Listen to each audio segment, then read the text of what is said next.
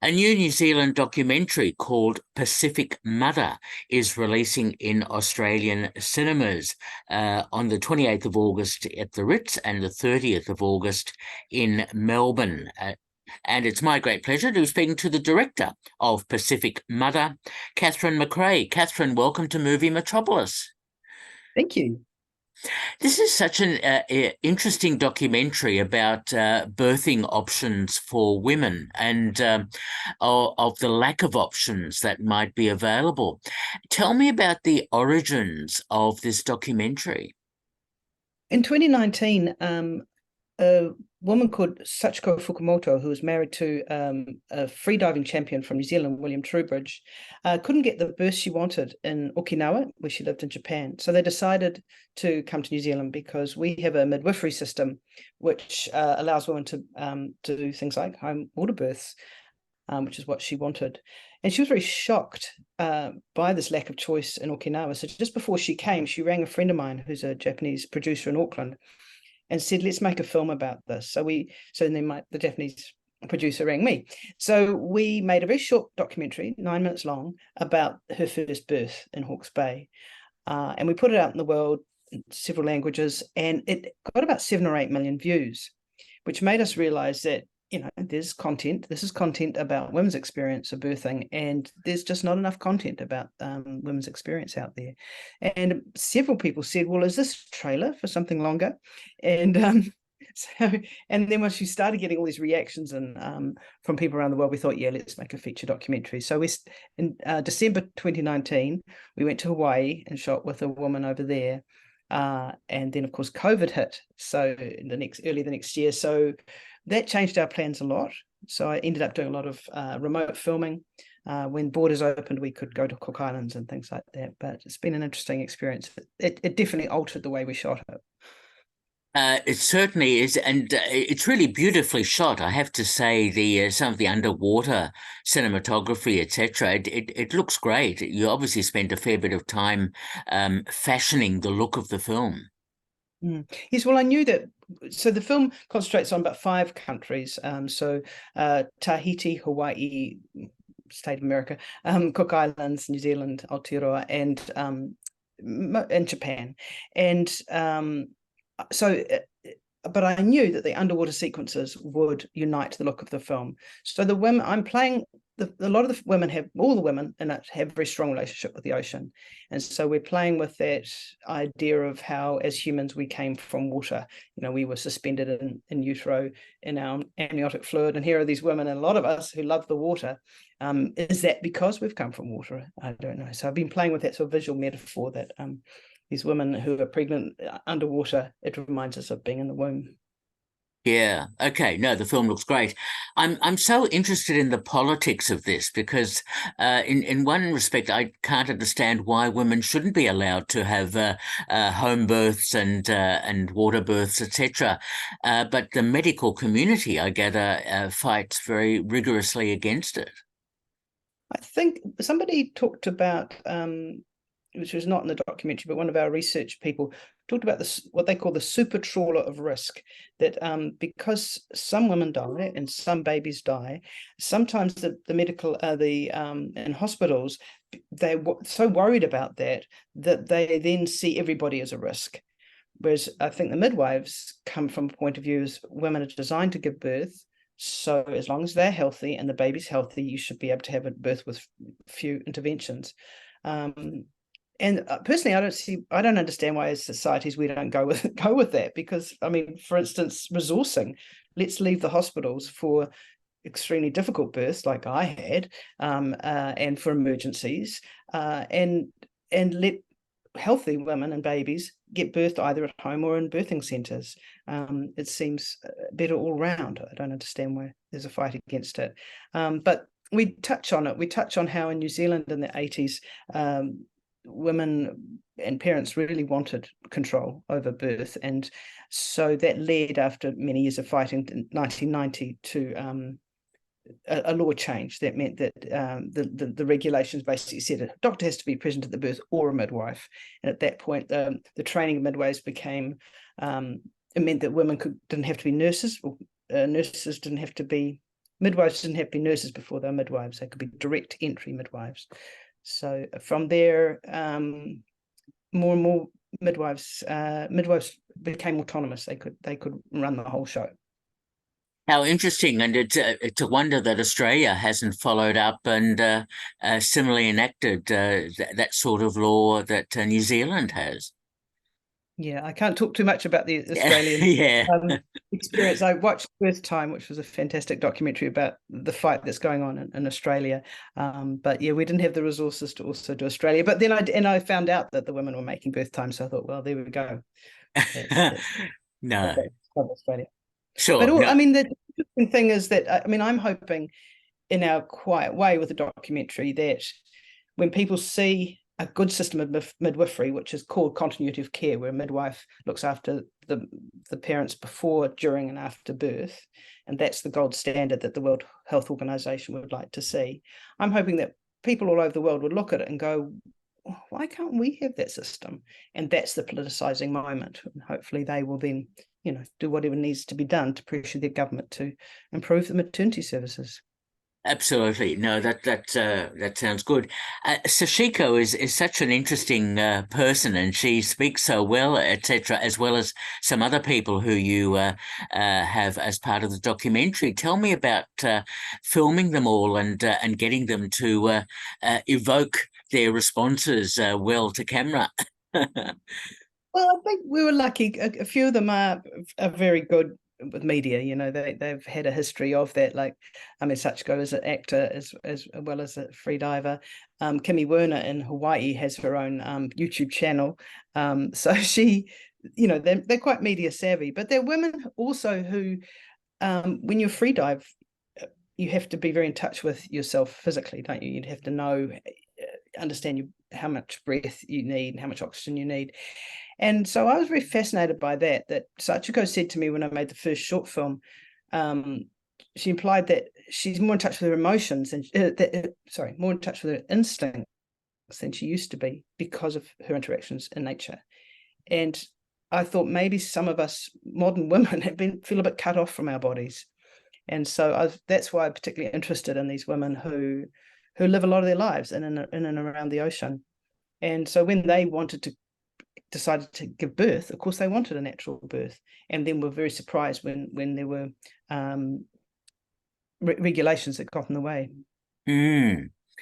And just the whole notion of being a free diver, which I suppose you could have spent a bit more time if you wanted to talk about that and her activities there, which sound so interesting. Yeah, she very early on, Sachiko filmed herself underwater many, many years ago and was quite shocked at how she looked. And she thought, I want to look more at home in the water. And she's really worked on how she moves underwater. And William Trubridge, her partner, he is very interested in how humans move most efficiently underwater. So he's been perfecting a way to swim underwater. And, they both look like dolphins. I mean, it's extraordinary how they swim. So she's been hired to be an underwater performer for several films and, things like that. Okay, again, so interesting. And an interesting part of the documentary I found was the issue of the placenta and of what happens to the placenta, again, which seems to be a bit of an issue. I found that really interesting. We interview a Māori midwife in the film, and she talks about how the Māori word for placenta is whenua, and also the Māori word for land is whenua. So they bury the placenta after birth. So it's whenua ki te whenua, return the whenua to the land. And of course, that is a tradition that goes throughout the Pacific, and we see that it's also in Japan. And also in Māori culture, they talk about the uterus being the house of the people. So it's honouring that's where we come from. I think just generally one of my agendas for the film is that we're not honouring birth enough. It's an amazing thing. And so it should be well resourced and also respected. And supported, that women need support. There's another thing we touch on in the film is if you don't have good postnatal care, what we're finding is the medicalization of birth has been fantastic to save many lives of women and babies, and that's fabulous. We want all that. But if women aren't supported post-birth, the rates of depression have gone up, and there are statistics that say that the maternal suicide has been rising.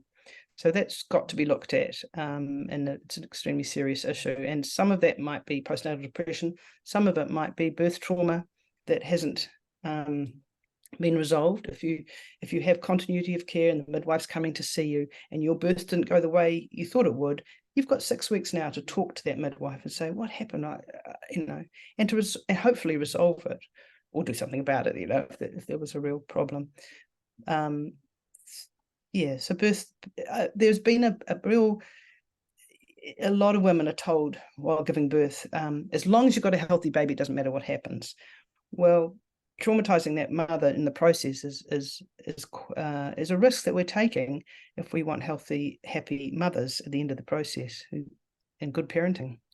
Absolutely. No, that's I fully agree with you. And I'm wondering about the whole notion of this patriarchal attitude that it's men pretty much who are driving the way women should be should be giving birth or being looked after. It's amazing. Yeah. Well, yes, my agenda is that women should have more control and empowerment over birth, and so it should be about listening to them. And another thing that got evolved in New Zealand was called the partnership model. And I read the book that this woman wrote, who's now filmed, Karen Gilliland, with Sally Pearman, who now runs the midwifery, the International Confederation of Midwives. So they were two midwives who really looked at midwifery training in New Zealand in the 1990s. And they wrote this book about the partnership model. So I found that extraordinary, because they were saying that the woman learns from the midwife, but the midwife learns from the woman, and it's an equal partnership. And that, I think, is still quite a unique model in our health system, where you go and usually you see the doctor and they know more and you go, yes, I'll do what you say. But to talk about that, and they're absolutely right. It took me a while to get my head around it. Of course, a midwife, every time they give birth, they're learning something from that birth, which they then take into their next birthing experience. So yeah, there's been some interesting thinking around it. But it is sad that it's almost ideological. I think the doctor see it one way and the midwife see it another. But things have improved. Like, there's a midwife early on who in the Hawke's Bay in New Zealand, and she is such a respected midwife in the Hawke's Bay that when she turns up at the hospital with a woman who's facing difficulties during a home birth, she's respected, and the handover is respectful and thorough. Whereas I know when we were filming in Hawaii, I read an article and it was saying how these women turn up at the hospital and they're a terrible way from these home births. Well, yes, those are the ones that are going badly. They need support, not birth is shit. Like, they're seeing it. It's the way they see it. It's wrong. Yeah.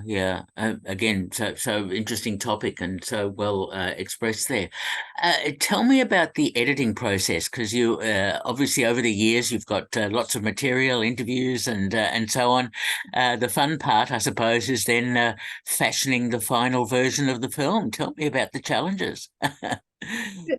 I followed my treatment, which was really almost like a road movie that we sort of followed how Sachiko first talked to the woman in Hawaii, and then she reached out to a friend in Tahiti, and then a friend in the Cook Islands. So it was quite linear and that chronological in that way. But then halfway through the editing process, I threw that up in the air a bit more and messed around with that. So it was good. My editor, we worked sort of part-time on it for a year. So it was, and so that was great to give it that amount of time to marinate and to and to have those times to restructure. And so I was pleased with that. Yeah, but it's overwhelming, the amount of material, and you got to make sure your transcriptions are good, and so that you can find that comment that you think's there somewhere. Absolutely. No, I fully understand that process. And you've been rewarded, because I notice you've won 4 awards at the Dock Edge Film Festival. Yeah, so we released at the Dock Edge Film Festival in New Zealand in June, and we got Best New Zealand Feature, Best New Zealand Director, Editing and Cinematography. So we were thrilled. Which is fantastic. And I gather the film will be rolled out across the world, apart from obviously here in Australia. Yeah, that's all in process at the moment. We haven't settled those plans yet. So with New Zealand and Australia, and in Australia, it's being released by DemandFilm. So to book tickets, people have to go to the DemandFilm website as opposed to going straight to the cinema. So you book tickets through Demand. Hence the screening in Sydney on the 28th and in Melbourne on the 30th as part of Demand Film. Yeah. And then I suppose if they're popular screenings, they'll be increased.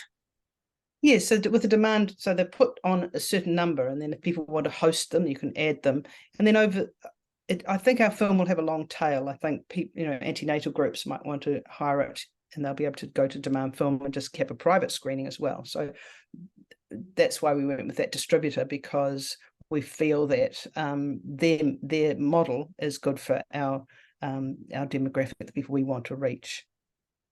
Okay. And I can imagine, even though in New Zealand things seem to have changed and are pretty good by the sounds of it, the politics of this, especially for other countries, would be worth understanding in your documentary. Yeah. So they all, I mean, we only touched on it, but there's midwives in Japan at the moment working hard to lobby for change. Yeah. And Okay. in the Cook Islands, when we went over there, I mean, I expected with the Cook Islands, because of our New Zealand's relationship with the Cook Islands, that their model would be the same as ours, but it isn't. I mean, it's very complicated. I mean, a country like Cook Islands is so small that they need their nurses to be nurse midwives, not dedicated midwives.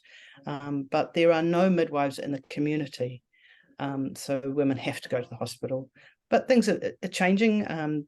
There's some Australian funding, and a midwife in Cook Islands has accessed some Australian funding, and they're running parenting classes in the community and birthing classes. So I'm just watching that space, see what changes there. Okay, that's good to hear. It sounds very interesting. Catherine, I'm intrigued by your background because I've noticed you've directed a number of television productions, including Shortland Street, which we also see here in Australia. Tell me about directing for television as compared to the documentary now that with Pacific Mother. Yeah, so I'm trained as an actor, and then went into theatre directing, then television directing, and only in the recent, since 2019, since I made the short film, have I been doing documentary.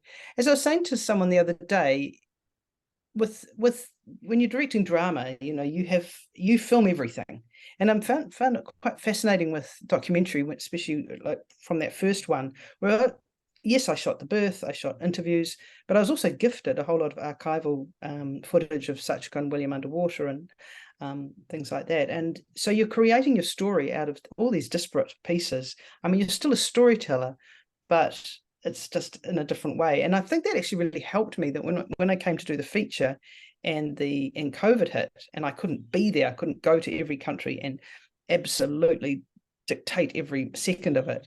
It meant I was okay with that. Yes, over Zoom I could control some of it, but I also knew that those cinematographers would bring stuff back to me and there would be a percentage of it that I would be able to use. So you would have meetings with them, you discuss it. As I say, with an interview, I'd be over Zoom checking frames and things like that. But obviously underwater, I was never going to be there, but let them go off and do that. They're experts.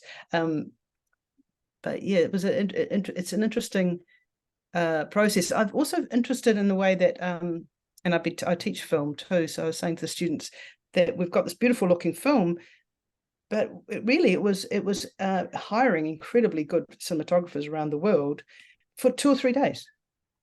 That somebody's based in Tahiti, hire them for 2 or 3 days. It's not cheap, but you get this beautiful material. You're not having to employ someone for 6 weeks like you would on a drama. Interesting contrast. Yeah, no, that's really interesting. Are you working on another project at the moment? I'm quietly thinking up a few, but I was very tired after 3.5 years of working on this, as well as doing jobs around the edges. So I don't know what that is yet. Okay. And I've spoken to a number of filmmakers from New Zealand, and I get the impression that the New Zealand film industry is very supportive and wants to fund projects and wants films, documentaries, etc., to be made to highlight New Zealand stories. Yes, I mean the Dockage people, and there's certain people like the Dockage Festival organisers, and there's a platform called Loading Docks, which is where our short film came from. The Loading Docks platform was started by a woman who was concerned about how few documentaries New Zealand was making about 10, 15 years ago. So there's been a few initiatives to really help support that. And definitely Dockage Festival, they have their international awards and the New Zealand awards.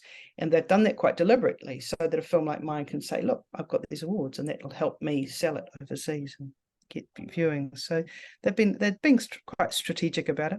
And we received some New Zealand Film Commission finishing finance, so that helped pay for our post-production. Uh-huh. All very good to hear, and look forward to your future projects. I'm sure they'll be quite fascinating. We've been speaking to Katherine McRae, who's the director of Pacific Mother, screening in Australia on the 28th of August and the 30th of August, DemandFilm. Katherine, thank you so much for talking with me. Thanks, Peter. Bye-bye. Bye.